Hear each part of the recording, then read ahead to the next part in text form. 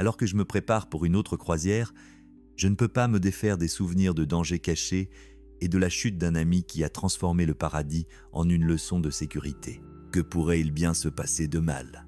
Alors que je m'installais confortablement dans ma chaise au café chaleureux surplombant le port, je ne pouvais m'empêcher de me remémorer mes nombreuses aventures en mer.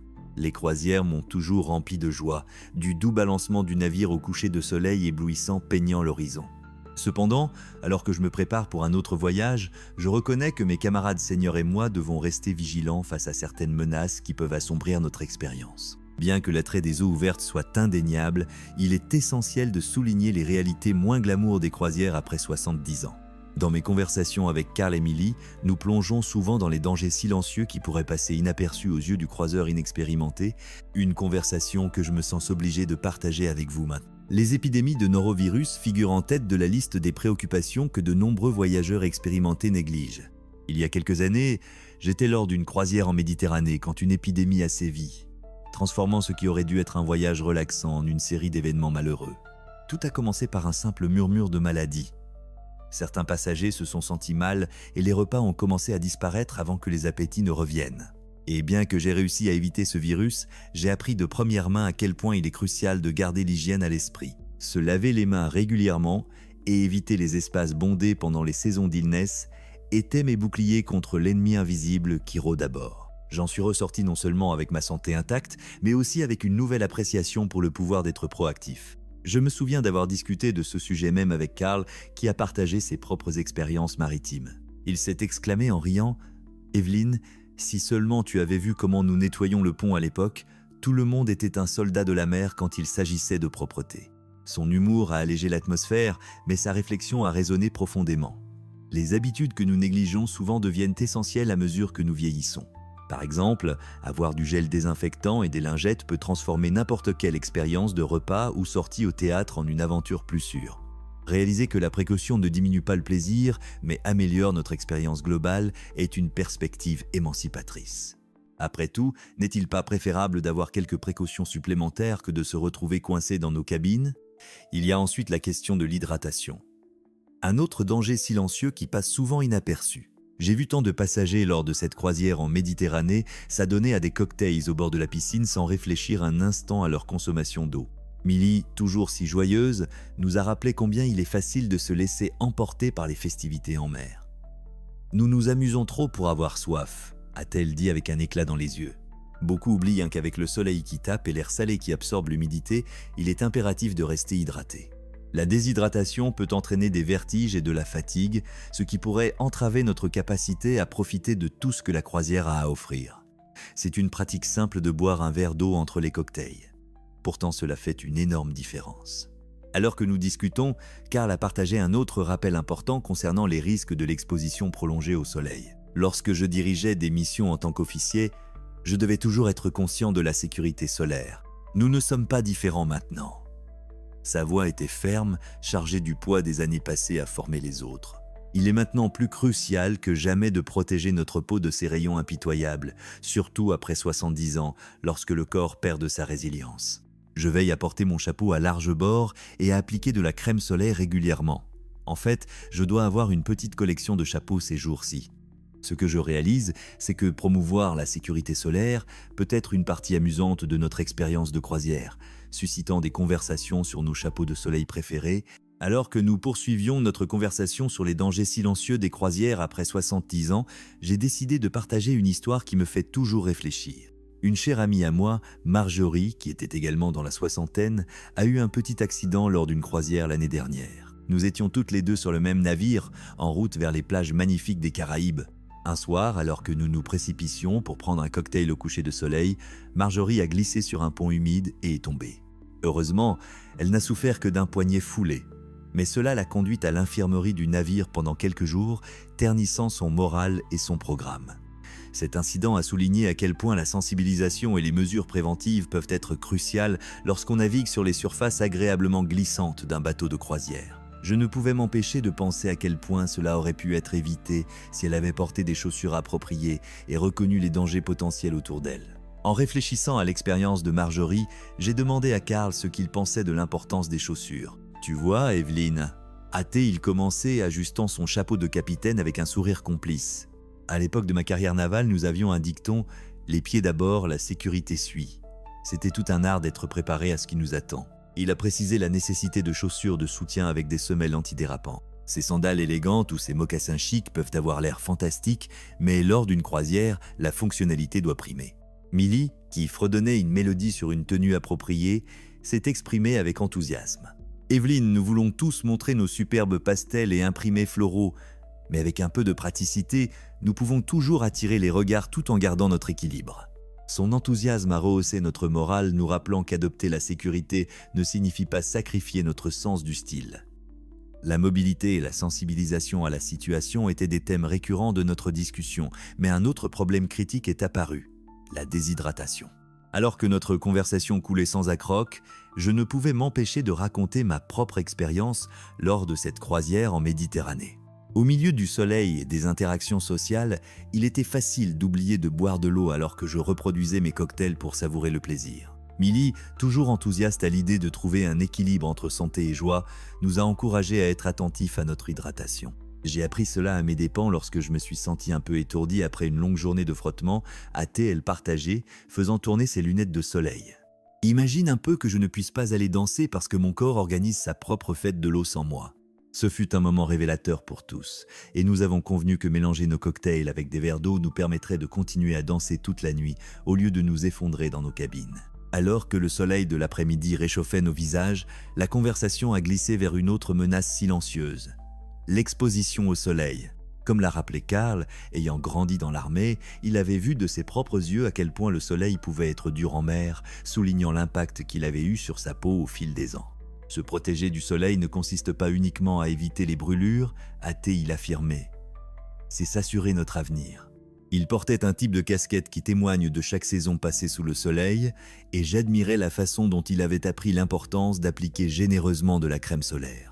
Je pouvais sentir l'excitation contagieuse de Millie quant au partage de nos expériences, alors qu'elle intervenait avec ses propres histoires de soleil. Faisons en une mission pour notre prochaine croisière, Evelyne et Karl. Un concours quotidien de danse de crème solaire. Le rire a éclaté, alors que nous imaginions notre affrontement de SPF avec des acrobaties stylées.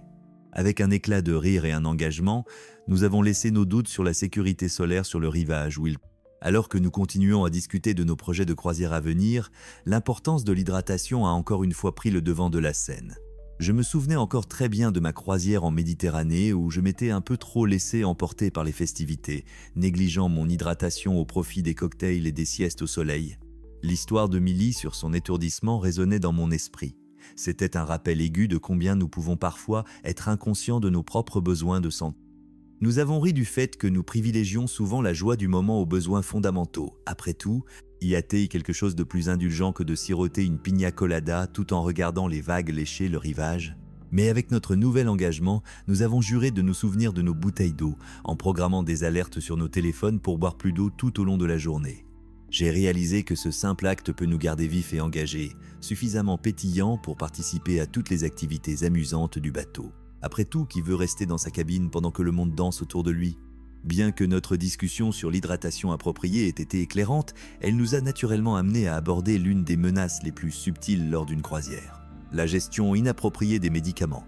Ce sujet a profondément résonné en nous tous alors que nous échangions des histoires sur nos régimes médicamenteux spécifiques pour ensuite faire face à la confusion au milieu de l'excitation du voyage.